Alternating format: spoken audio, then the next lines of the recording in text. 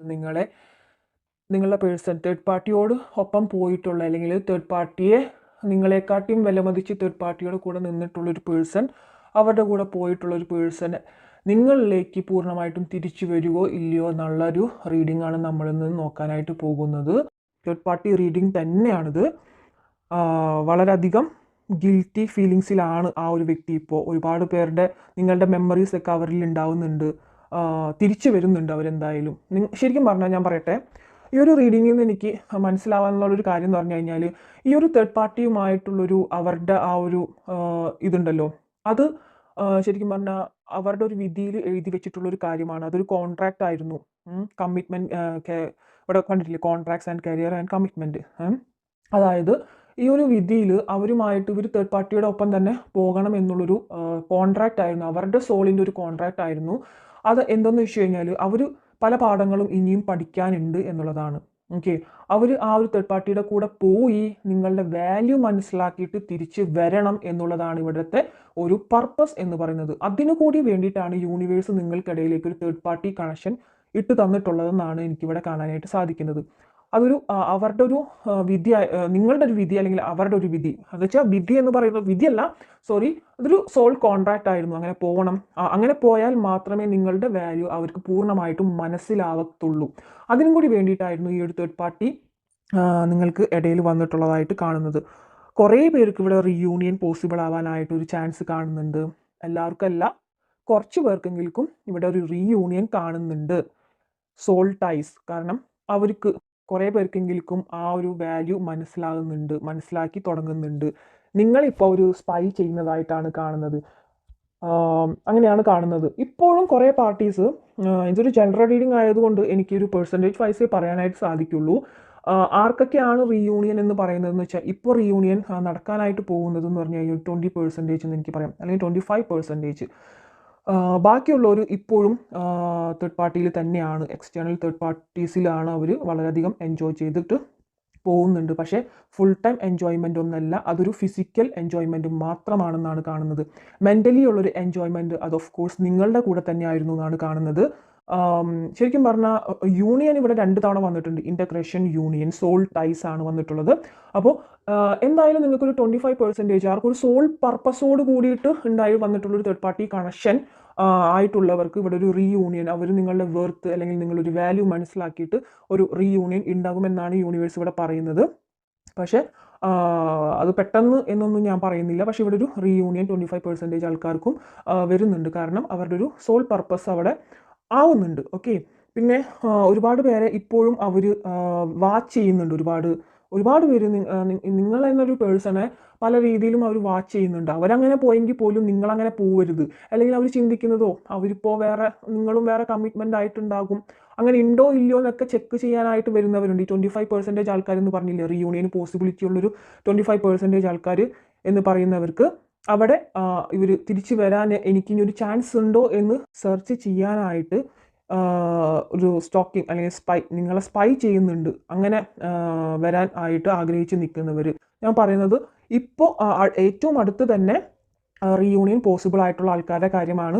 എല്ലാവർക്കും ഇവിടെ ഒരു റീയൂണിയൻ ഉണ്ട്. കാരണം ഇവിടെ ഒരു സോൾ പർപ്പസ് അല്ലെങ്കിൽ അവരുടെ ഒരു സോൾ പർപ്പസ് ആയിരുന്നു ഇവിടെ ഒരു തേർഡ് പാർട്ടിയിലേക്ക് പോയിട്ട് അവരിൽ നിന്നും പല കർമാസ് അവർ വാങ്ങിയിട്ട് അക്സെപ്റ്റ് ചെയ്തിട്ട് നിങ്ങളുടെ വാല്യൂ കൂടി മനസ്സിലാക്കി, ഒരുപാട് പാസ്റ്റ് ലൈഫ് കർമാസ് കൂടി ബന്ധപ്പെട്ടിട്ടുള്ളതായിട്ട് ഇതിൽ കാണുന്നുണ്ട് തേർഡ് പാർട്ടി കണക്ഷൻ വന്നവരിൽ. ഓക്കെ, ഒരുപാട് ട്വിൻ ഫ്ലെയിം കണക്ഷൻസും ഞാനിവിടെ കാണുന്നുണ്ട്. ട്വിൻ ഫ്ലെയിം കണക്ഷനിൽ ഓഫ് കോഴ്സ് അവിടെ ഒരു തേർഡ് പാർട്ടി കണക്ഷൻ റിലേഷൻഷിപ്പിൽ എന്തായാലും വന്നിരിക്കും. അതാണ് ഒരു പ്രപഞ്ച നിയമം എന്ന് പറയുന്നത് ട്വിൻ ഫ്ലെയിമിൽ. ഒരിക്കലും ഒരാളും വിചാരിക്കേണ്ട ട്വിൻ ഫ്ലെയിം ജേണി എന്ന് പറയുന്നത് എപ്പോഴും ഭയങ്കരമായിട്ടുള്ളൊരു അവിടെ ട്വിൻ ഫ്ലെയിം ജേണിയിലാണ് ഏറ്റവും കൂടുതൽ തല്ലും പിടുത്തും ഒക്കെ ഉണ്ടാവുക. റണ്ണർ, ചേസിങ്, റണ്ണിങ്, എല്ലാ തരത്തിലുള്ളൊരു കാര്യങ്ങൾ അവിടെ ഉണ്ടാവും. ഒരാൾ അവരുടെ ആ ഒരു ഇൻറ്റൻസിറ്റി മനസ്സിലാക്കി റണ്ണാക്കുക, അതിന് പിന്നാലെ ചേസിങ് നടന്നുകൊണ്ടിരിക്കുക പല രീതിയിലും. അതൊക്കെയാണ് ട്വിൻ ഫ്ലെയിം ജേണിയിൽ. അപ്പം ഞാൻ പറയുന്നത് ഒരുപാട് പേര് ട്വിൻ ഫ്ലെയിം ജേണിയിൽ അങ്ങനെയൊന്നും ഉണ്ടാവില്ല എന്നൊക്കെ പറഞ്ഞു വരുന്നവർക്ക് പറഞ്ഞു തന്നേ ഉള്ളൂ. അപ്പോൾ ഇപ്പോൾ അവരുടെ ഒരു ഫീലിങ്സ് എന്ന് പറയുന്നത് നിങ്ങളിലേക്ക് തിരിച്ചു വരുമോ എന്നുള്ളതായിരുന്നു നമ്മളെ റീഡിങ്ങും. ഓഫ് കോഴ്സ് അവർ തിരിച്ചു വരും. ഓക്കെ, അത് ആ ഒരു തേർഡ് പാർട്ടിയിൽ നിന്നും കിട്ടുന്ന കർമാസ് അവർ ആക്സെപ്റ്റ് ചെയ്തുകൊണ്ടായിരിക്കും നിങ്ങളുടെ അടുത്തേക്ക് തിരിച്ചു വരുന്നത്. പക്ഷേ തേർഡ് പാർട്ടി എന്ന് പറയുമ്പോൾ അവർ ഉപേക്ഷിച്ച് പോന്നാൽ ആ ഒരു തേർഡ് പാർട്ടി ഒഴിഞ്ഞു പോകണമെന്നും ഇല്ല. കാരണം അങ്ങനെയും കാണുന്നുണ്ട്. കാരണം external third parties connection vibration ഇവിടെ വന്നിട്ടുള്ളത് കൊണ്ടാണ് പറയുന്നത്. ഓഫ് കോഴ്സ് ഇതൊരു പർപ്പസ് തന്നെയാണ്. പക്ഷെ അവരെ ഉപേക്ഷിച്ച് ഈ ഒരു പേഴ്സൺ വന്നാലും അവർ അങ്ങനെ വിട്ടിട്ട് പോകണം എന്നും ഉള്ള കാര്യങ്ങളും ഇല്ല. നമ്മളുടെ പേഴ്സൻ്റെ പർപ്പസ് എന്ന് പറയുന്നത് ഇതിലേക്ക് പോയിട്ട് അവരുടെ കർമാസ് ആക്സെപ്റ്റ് ചെയ്തിട്ട് വരിക എന്നുള്ളത് മാത്രമായിരുന്നു. അത് അവർ കംപ്ലീറ്റ് ചെയ്ത് വരും. പക്ഷേ ആ ഒരു തേർഡ് പാർട്ടി ശരിക്കും പറഞ്ഞാൽ വീണ്ടും നിങ്ങളുടെ ഒരു റിലേഷൻഷിപ്പിൽ സ്ട്രഗിൾസ് തന്നുകൊണ്ട് തന്നെ ഇരിക്കും. പിന്നെ ഒരുപാട് പേർക്ക് ഇപ്പോൾ അവരുടെ ഡ്രീമിൽ വരുന്നുണ്ടായിരിക്കും. കുറേ പേർക്കെങ്കിലും, ഒരുപാട് പേർക്ക് ഞാൻ പറയുന്നില്ല, കുറേ പേർക്കെങ്കിലും അവരുടെ നിങ്ങളുടെ ഒരു ഡ്രീമിൽ അവർ വരുന്നുണ്ടായിരിക്കും.